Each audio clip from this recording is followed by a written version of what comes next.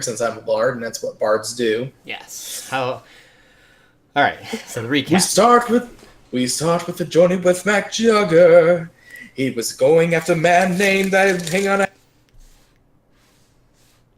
He was going after a man named Morden Kellen, a man who defiled a girl. She was a daughter of a mayor, and he didn't really seem to care.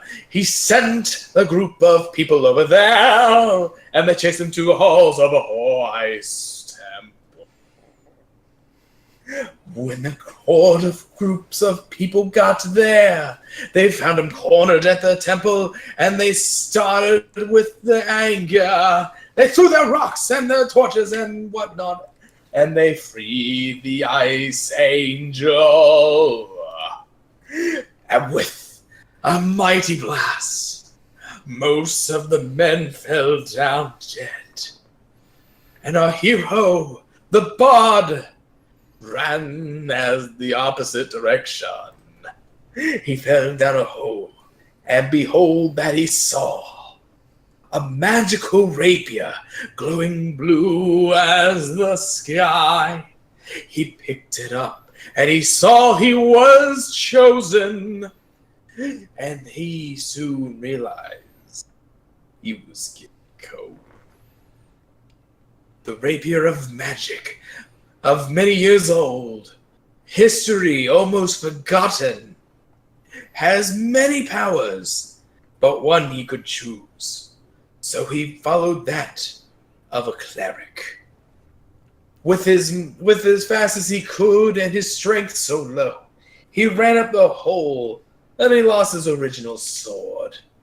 But mattered not. He got to the top. And the cold grew bitter, and in a labyrinth he found himself standing within. Yeah, I like to imagine as Mac pulled himself out, and you kind of collected yourself as you looked around. You started to just bellow this, right? Like you're recapping for yourself. Like that would not be too far-fetched, unfortunately. You're constantly growing your own tail. Oh gosh, yeah, that's true. I think that's perfect, right? That'd be perfect. I'm pretty sure like the sword's just like, what the heck? So, I mean, why do I imagine it be like my coworkers, just like what? I think I think Felix shows himself again. You're the manifestation of your sword, of the cleric. Mm-hmm. He kind of like appears, and he was just you were just retelling the story, and he was watching you the whole time. I feel that your eyes were closed. You got really into it. And he's like, do you do this all the time? When there's danger about? You were 2 feet from a hole that you already fell down. Well, I'll be honest, it's how I cope. He kind of rubs his face, and why do I imagine it being like Jetter? Yeah.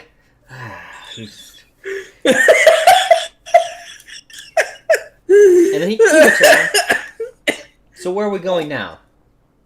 So I'm assuming that's me on the picture you drew. Yeah. I mean, we're not. I mean, it's story based, so just kind of give you an idea. You have like 4 directions to go. I decided to. I'm gonna zoom out. Whoa! And you can move your token in whatever direction you want. So I decided. So this is the hole I fell in. Did I come from here? Which hole did I come from? You don't know. I mean, you can try. Oh, I don't know. That's right. I fell down. Yeah. I can try what now? I don't know. You want to try to figure out which way you came from? Yes. Go ahead and roll me a Discern Realities roll. So that would be an intelligence roll? Uh-huh. Or no, I'm sorry, it's a wisdom, right? Yeah, it's a wisdom. I botched that myself. Oh, yeah. So you could ask me one question from Discern Realities. Am I able to figure out where I slid into the hole? So probably you're probably trying to be on the lookout for the angel, correct? Yes. So you, as you were tumbling, you remember seeing a specific. Um, you saw a specific symbol, or what did you see exactly on like the cavern walls as you passed? So go ahead and describe that to I me. What do you remember? I remember seeing On a this- man holding up a scepter of some sort, Mhm. and it was facing towards a flying something. Can't tell because unfortunately that part broke off the wall. All right. So you start patting around the walls, and sure enough, the one to the north, right over Mhm. here, Mm-hmm. as you go down the hall a little bit, you can definitely you feel that, or you see that part, that familiar sign. So you know that way probably leads back to the Ice Angel if it's still Mhm. roaming there. Yes. So I decided to go down this way. Keep going forward. Keep going forward. All right. So I use my rapier as kind of a makeshift torch as I realize I just left my torch down there. oh yeah. So your rapier kind of has a nice shine to it, right? Um, a faint glow, not as strong as like if you cast a light spell or anything like that, but Mm-hmm. has a faint enough glow. So you're kind of, are you holding it up like a torch, kind of like leading? I'm kind of going like this. All right. So I know we said this was like Hoarfrost and Woe. That's what the temple is. How? What are you seeing? What are some of the decorations or something that are definitely giving you the feelings of woe and despair? There's a lot of Hieroglyphics. Yeah. Thank you. I'm noticing a lot of hieroglyphic thingies on the wall. I'm noticing a lot of thingies on the wall Okay. where these people, very basic shaped people, kind of like imagine a Picasso painting Oh. Okay. of these people like walking. Some of them are bent over with some look like they are being snowed over. These people are freezing to death. I'm just noticing it's just absolute misery from what I can see from these people. Like There's crumpled everyone, over and like cold or kneeling and. and they're all wandering away from these wind lines coming from behind them. So they're walking towards the direction of the wind, And as if they're trying to get away from the source of it. mhm. And then as I keep wandering down, I notice like like they actually start mentioning the temple, Yeah. a little bit, and in there there's and unfortunately there's more crumbling on the area, so I can see it's the temple, but that's there's a section missing there. So what you see too above the temple, and it's somehow it's maintained it's been preserved, maybe like a Mhm. thin layer of ice, but Uh-huh. where the rest of the carvings and inscriptions are kind of graying and, like you said, weathered. You see the various, and this picture is probably all over the place. A beautiful woman with her hair is decorated with white. You're not sure what kind of stone it is, but it's a white stone that's Mhm. being preserved, and her skin is actually blue. You kind of guess Ooh. this is Urlis, right? Uh-huh. And somehow they're able. There's some detail in her face. She's middle aged, and Mhm. even in the picture, she's depicted being gorgeous, and she has a long flowing dress with arms and a high neck, and she's barefoot, and she seems to be the one perpetrating the winds as the people walk toward it. So Mhm. you see kind of her depiction all over the place, and you kind of determine that's somehow these are magically preserved. Mm-hmm. Because these people will fade away and die, but she's eternal. Correct. So I keep walking towards them, seeing if there's any discernible rhyme or reason to these pictures to see if it kind of leads you to certain chambers of the temple. So I'm not. Can I do like a wisdom roll to see if it's kind of like giving me an idea where it's leading me? So you actually, you're going down. a corridor, and it seems to be still part of the chamber. And you Uh-huh. come to a door that's kind of been trashed, right? Like the door is the hinges on the ground. You see it's kind of frozen over, and Uh-huh. it's kind of two pieces of wooden panels, right? And the other panel is kind of smacked ajar. As you look inside, you see it looks like a library, right? Uh-huh. It's trash. There's books all over. There's a bunch of piles. Ugh. You see That one, hurts me on the inside. yeah.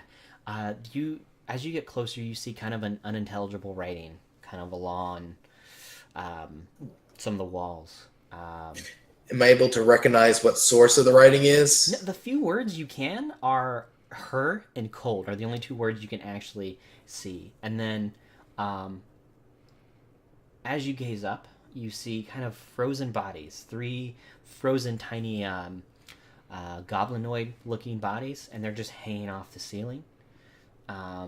But they're frozen That's from not there. good. That's not good at all. It's not as cold as it is in the other places. It seems like maybe somebody Mhm. inhabited this place at one point. Um, yeah. So what do you do? I first, I kind of look up there and I'm just like, boy, because I know that those goblinoid creatures would not get to the ceiling very easily. Right. So, uh, me being me, I'm looking at the mess of the books all over the place, and I'll be honest, I kind of sit there and say to myself, man, this is just, I don't like this I don't like this chaotic look here. I'm almost half tempted to like pick up all the books and tidy up the place almost. If it wasn't for the imminent danger, I'd probably be starting it right there. I mean, they're not moving or anything. They're just kind of frozen up there. And Oh, um, well, I meant like, well, that's scary enough that they're frozen to the ceiling. that's fair. It's it's like it's like Men in Black, and you look, Yeah. oh, there's a guy cocooned to the ceiling. You I mean some so what other like forms of chaos are bothering you? So as you're looking around, what describe some of the things you're seeing that just that The irk books, that book smart, that intelligent, that lore seeking bard. What is bothering you? it's the fact that these books are just discarded on the ground like they have no significance. Hmm. So I pick up one of the discarded books to see if I can see what it's about, why someone would throw it to the ground. So maybe it was like a text, or you maybe come kind of like a holy book of some sort, but it looks like it's definitely been Mhm. defiled. Innards have been torn out. The leather binding is slashed through with Oh, charcoal bits kind of drawn on it, and once again you see cold written over it. Right? cold. Cold. Yeah. You look up. You Oh, look over in the center of the room. Uh, there's kind of one pile that looks like it was piled up as a chair at a desk, right? A uh desk in the huh. center, and then um, you see more of that charcoal writing over the desk and just various papers. Like whatever this was, just pulled all these papers and just kind of almost like paper mache the top of the desk, and started writing that. Cold. Cold, yeah. And once again, the words cold, and then just scribbles of all And sorts. is it in my language or another language? Cold is in your language, and hers in your language. Oh boy. All right, so this is like something that was recently written in here. Hmm. Okay. Um, so I can tell that someone was not very happy of what's going on around here, and I can't tell because goblinoids. This is me asking because I'm not as familiar with the creatures of this world myself personally because I'm so busy. Yeah. Goblins. Do they have their own language? They might. And what it might Mostly because sound. I'm wondering if like someone. I don't think is well, actually. If I were thinking about, it, I don't think the goblins would have been the ones who did that. They just don't seem like the type. Right? I don't know. I'm using my sword, and this like asking Felix. I'm like, maybe it'd be interesting if Felix were to come out. Felix doesn't respond. Maybe Um, like, Felix, what do you think of this? Felix, silent. Felix. So as you speak out loud, Hmm. you hear the sound of cracking. I'm like, That explains why he's not coming out. Yeah. Oh. As you're sitting there, you feel like a snowflake or a debris of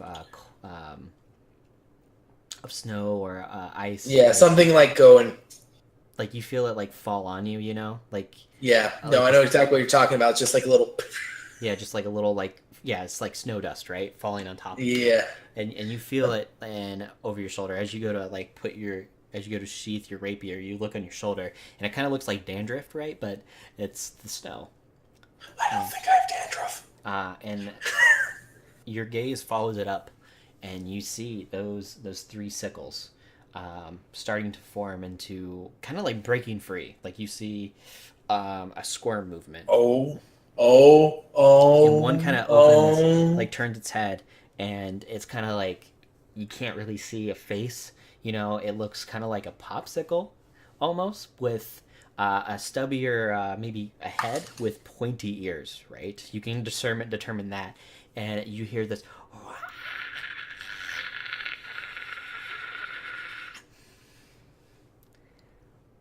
Exactly, kind of like that shape. Exactly. And it's what might be a mouth, what could be there, kind of is a gape, and you hear that muffled shrill. Exactly, and you think him and his buddies are gonna start. Probably all three of them are moving. Oh crap! Oh crap! Oh crap! Oh crap! Crap! This is good. Is this a dangerous intimidation? It could be. What are you trying to do?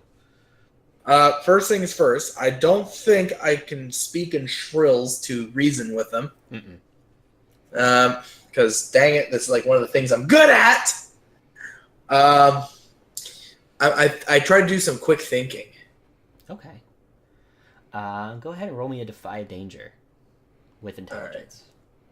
Defy danger with intelligence. All right, Int. All right, Int, you can do this. Leave me out of here, Int. Dang it, Int. So this is what happens when you miss, right? Oh boy. You're trying to think of a way to handle this. You thought you were going to be with people. You definitely thought you were just fighting a man, you know? Yeah. And now you see these gobo ice sickle things crack and break free. And as you're kind of lost in your thoughts, one crashes down in front of you, kind of forcing you to fall backwards. I think you stumble and you find yourself, you tumble backwards, you find yourself kneeling on your feet. And the other two fall down next to him. And you see I gotta pause real quick. Oh, okay. Pop called me again. Hang on.